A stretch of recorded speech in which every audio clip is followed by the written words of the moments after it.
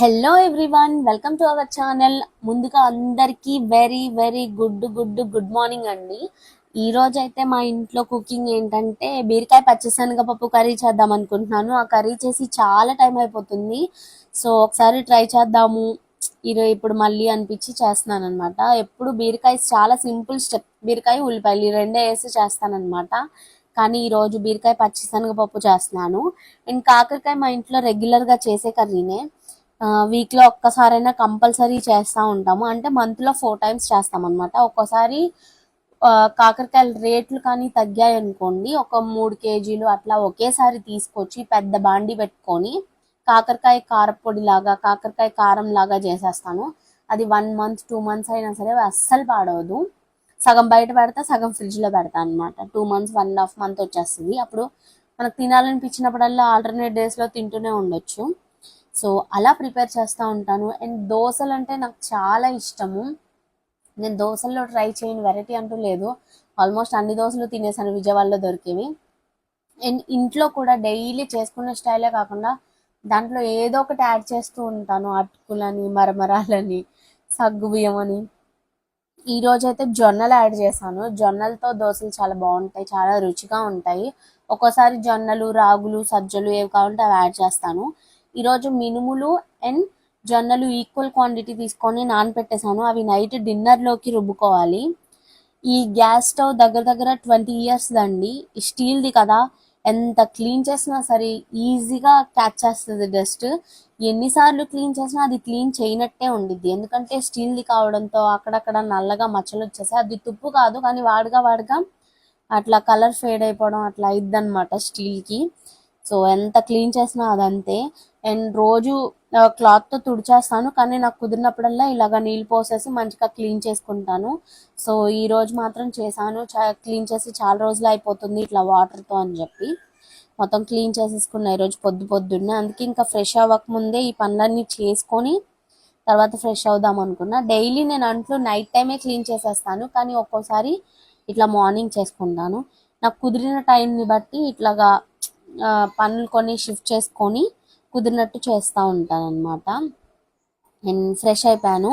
ఈరోజు బ్రేక్ఫాస్ట్లో నేను చద్దన్నం తింటున్నానండి. రాత్రి అన్నం ఉంటే దాంట్లోనే పెరుగు, ఉల్లిపాయలు, పచ్చిమిరపకాయలు, కొంచెం పాలు కలిపేసి ఉంచేసాను. అదే ఇంకా మార్నింగ్ బ్రేక్ఫాస్ట్గా తింటున్నాను. ఇంకా వేరే ఏం తినట్లేదు. దాంట్లోకి చల్లమిరపకాయలు కూడా ఎప్పుడు వేపి ఫ్రిడ్జ్లో ఉంటాయి. సో అవే తింటున్నాను అనమాట దాంతోపాటు. అండ్ పచ్చిశనగపప్పు కూడా ముందే నానబెట్టేశాను. నానబెట్టడం వల్ల చాలా ఈజీగా కుక్ అయ్యిద్ది. ఒకవేళ నానబెట్టకపోతే అది గట్టిగా ఉంటాయి. కర్రీ అంతా కుక్ అయిపోయినా గట్టిగా ఉండిద్ది.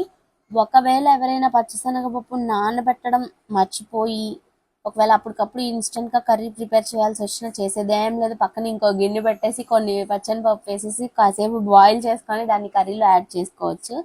అప్పుడు మెత్తగానే ఉంటాయి, పలుకులు పలుకులు తగలదు. ఇక్కడ అనుకున్నది ఒకటి అయింది ఒకటి ఏంటంటే, నేను కాయల కూర చేద్దాం అనుకొని పెద్ద పెద్ద కాయలు ఏరి తీసుకొస్తే మా హస్బెండ్ ఏమో వాటిని రౌండ్గా పల్చ రేకుల్లా కట్ చేశారు. దాన్ని ఇంకే రకంగానూ చేయలేమన్నమాట. డీప్ ఫ్రై చేయడానికి అంత ఆయిల్ లేదు ఇంట్లో, కొంచెమే ఉంది.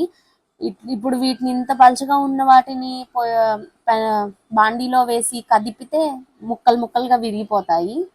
సో సరే ఎలా అయితే అలా అయిందిలే అని చెప్పేసి ఇంకా ఏం చేస్తాం, పడేలేం కదా తీసుకొచ్చినవి. సో అట్లాగే ప్రిపేర్ చేస్తున్నాను. ఎలా వస్తుందో చూడాలి. మంచిగా చేద్దాము అనుకున్నప్పుడు ఇట్లా అయితే ఇంకా ఇరిటేషన్ వస్తుంది నాకు. బట్ ఓకే, గుడ్ మార్నింగ్ ఎప్పుడైనా సరే మనం గుడ్డుగా స్టార్ట్ చేయాలి, కానీ ఇంత మైండ్లో స్ట్రెస్ తీసుకొని స్టార్ట్ చేయకూడదు. అది కూడా కర్రీ కోసం ఏం అలుగుతాం, ఏం పొట్లాడతాం. అందుకని ఫోన్లే పాపమని వదిలేసాను మా హస్బెండ్ ఈరోజు గొడవ పడకుండా. కర్రీ ప్రిపేర్ అయిపోయింది. కర్రీ టేస్ట్ ఏం మారలేదండి, మంచిగానే ఉంది. కాకపోతే అట్లాగా ఓవర్ కుక్ అయిపోయినట్టు అనిపించింది. బట్ ఓకే, చాలా బాగుంది, టేస్టీగానే ఉంది. ఎక్కువే ప్రిపేర్ చేశాను ఈరోజు, రేపటికి కూడా కొంచెం ఉండిద్ది ఇంకా. సో కర్రీస్ అయితే ప్రిపేర్ అయిపోయినాయి. పుష్ప మూవీ చూసారా? పుష్ప 2 మూవీ వచ్చింది కదా, మీలో ఎంతమంది చూసారో నాకు కమెంట్ చేయండి. నేను కూడా చూసాను. కానీ ఇక్కడ మనం గమనించాల్సిన విషయం ఏంటంటే, రివ్యూస్ ఇస్తున్నారు కదండి అందరూ. బాగున్నా సరే మూవీని డ్రాగ్ చేశారు అని చెప్పి చెప్తున్నారు. అట్లా ఏం లేదు, మూవీ అసలు ఎక్కడా బోర్ కొట్టలేదు. పెద్ద మూవీ, ఎంతసేపు చూసినా సరే మనం అప్పుడే అయిపోయిందా అన్నట్టు ఉండిద్ది అనమాట. చాలా బాగుంది. పుష్ప 3లో ఏమైద్దో చూడాలి. ఇంకా మూవీ రివ్యూ ఇద్దాం అనుకుంటున్నాను. నేను ఒక షార్ట్ లాగా చేసి పెడతాను, మూవీ మొత్తం స్టోరీని రివ్యూ. నేను చూస్తే నాకు ఎలా అనిపించిందో కూడా నేను చెప్దాం అనుకుంటున్నాను. అండ్ న్యూస్లో చూపిస్తున్నారు కదండి, పుష్ప 2 మూవీకి వెళ్ళి ఒక బాబు మదర్ వెళ్ళారు, మదర్ చనిపోయారు అని చెప్తున్నారు. అండ్ అలా న్యూస్ చూస్తే ఎంత బాధేస్తుందంటే, ఒక మదర్ అయిన తర్వాత యాక్చువల్గా ఆ బిడ్డకి మదర్ లేకపోతే ఎలా ఉంటుంది అనేది ఇప్పుడు తెలిసొస్తుంది అనమాట. సో చాలా బాధేసింది ఆ న్యూస్ చూసి. అండ్ నా ఫస్ట్ షోకి హీరో వాళ్ళు వస్తున్నారని తెలిసి అంత క్రౌడ్లో వెళ్ళడం అనేది చిన్నపిల్లల్ని వేసుకొని అస్సలు కరెక్ట్ కాదండి. వెళ్తే అలర్ట్గా ఉండాలి, ప్రొటెక్ట్ చేసుకోగలగాలి, మనల్ని మనం ప్రొటెక్ట్ చేసుకోవాలి, పిల్లల్ని కూడా ప్రొటెక్ట్ చేసుకోవాలి. అలా లేదు, అంత క్రౌడ్లో వీలు పడదు అన్నప్పుడు మాత్రం అసలు వెళ్ళకపోవడమే మంచిది. కొద్ది రోజులు అయితే థియేటర్స్ కొంచెమైనా ఖాళీ అవుతాయి కదండి, అప్పుడు వెళ్ళొచ్చు కదా. ఇంత హడావిడిలో ఇంత రష్లో వెళ్ళి ప్రాణాల మీదకి తెచ్చుకోవడం అనేది నాకైతే అస్సలు కరెక్ట్ కాదనిపించింది.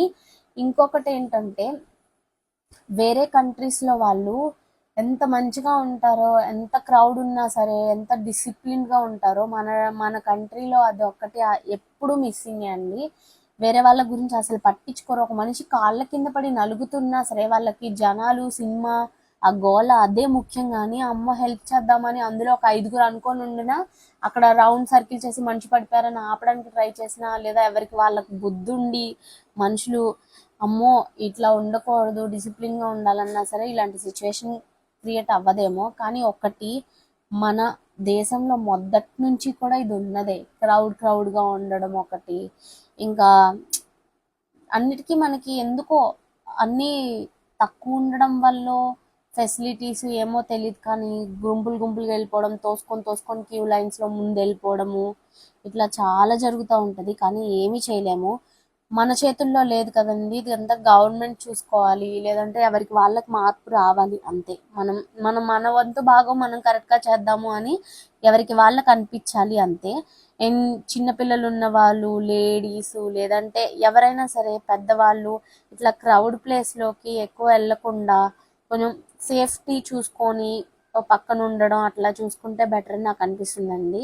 ఎందుకంటే స్టూడెంట్స్, చిన్నపిల్లలు, కొంచెం టీనేజర్స్ వాళ్ళ క్రేజ్ కోసం అట్లా వెళ్తారేమో. కానీ ఎవరైతే కొంచెం ఆలోచన శక్తి ఉండి ఓకే తర్వాత వెళ్దాం అని ఓపిక ఉండే వాళ్ళైతే మాత్రం దయచేసి వెళ్ళకండి. ఇంత క్రౌడ్లో మనల్ని మనం సేఫ్గా చూసుకుందాం. అండ్ మూవీ ముచ్చట్లయితే మూవీ చాలా బాగుంది, నాకు బాగా నచ్చింది. అండ్ మీరు కూడా ఒకసారి చూడండి, అందరు చూస్తారు. ఎవరెవరైతే ఇంకా చూడలేదో ఒకసారి చూడండి, చాలా చాలా బాగుంది మూవీ, నాకు చాలా నచ్చింది. రష్మిక క్యారెక్టర్ అయితే బాగా నచ్చింది. సాంగ్స్ అంతగా నాకేమనిపించలే. ఒక సాంగ్, 2 సాంగ్స్ నచ్చాయి. ఆ 2 సాంగ్స్లో ఒకటి శారీ కట్టుకొని అల్లు అర్జున్ జాతరలో డాన్స్ వేస్తాడు, పర్ఫార్మెన్స్ అది అసలు చాలా నచ్చింది. ఎక్స్పెక్ట్ చేయలేదు అలాంటి సీన్ ఉండిద్దని. దాని తర్వాత ఒక సాంగ్ ఈ మధ్యన చాలా ట్రెండ్ అవుతుంది కదా, సూసేకి అగ్గిరవ్వ మాదిరి ఉంటాడే నా సామే, ఆ సాంగ్ నాకు చాలా నచ్చింది. అదే నా ఫేవరెట్ కరెంట్ సాంగ్స్లో. ఇంకోటి కిస్కా కిక్క, అది నాకు నచ్చలేదు అంతగా, ఏమో ఎక్కట్లేదు ఆ సాంగ్. ఈ సాంగ్ మాత్రం చాలా బాగుంది. ఈ 2 సాంగ్స్ నాకు బాగా నచ్చాయి. సాంగ్ మొత్తం కూడా అల్లు అర్జున్ అదే శారీలో ఉంటాడు, ఆ సాంగ్ మొత్తం కూడా హీరోయిన్తో చాలా బాగా అనిపించింది వాళ్ళిద్దరు bonding. And Allu Arjun character గురించి బయట కూడా మనం చూసుకుంటే ఇన్స్టాగ్రామ్లో ఓన్లీ వాళ్ళ వైఫ్ ఒక్కళ్ళనే ఫాలో చేస్తారు కదా, ఎంత క్యూట్ అనిపిస్తుందో ఇలాంటి వాళ్ళని చూస్తే. నాకు నాగ చైతన్య, సమంత కూడా బాగా క్యూట్ అనిపిస్తారు పేరు, కాకపోతే వాళ్ళిద్దరికి రాసి పెట్టలేదు అనుకోవాలంతే, ఇంకేం చేస్తాం. బట్ తనకి మళ్ళీ రీసెంట్గా మ్యారేజ్ అయిపోయింది, అఖిల్కి ఎంగేజ్మెంట్ అయిపోయింది, ఇంకా అఖిల్ పెళ్ళి కూడా ఉండిద్దేమో నెక్స్ట్. సో ఇంతకు ముందు సమంత చాలా యాక్టివ్గా ఉండేది, అన్నిట్లోనూ మంచిగా పోస్టులు పెడుతూ రకరకాల డ్రెస్సులు పెడుతూ రీల్స్ చేస్తూ. కానీ ఇప్పుడు ఏంటో అసలు పూర్తిగా డల్ అయిపోయింది, ఏం పోస్టులు ఎక్కువ చేయట్లేదు, ఫేస్ అంతా డల్గా పెట్టుకుంటుంది అంతే కదా. ఎవరు లైఫ్ ఎలా రన్ అవుతుందో చెప్పలేమన్నమాట. సో మొత్తానికి ఇవాల్టి రోజు ఇలా గడిచిపోయింది. దోశలు బాగా వచ్చాయి, జొన్న దోశలు చాలా టేస్టీగా ఉన్నాయి. ఎవరైనా ట్రై చేయని వాళ్ళు ఉంటే ఒకసారి ట్రై చేసి చూడండి. Thanks for watching.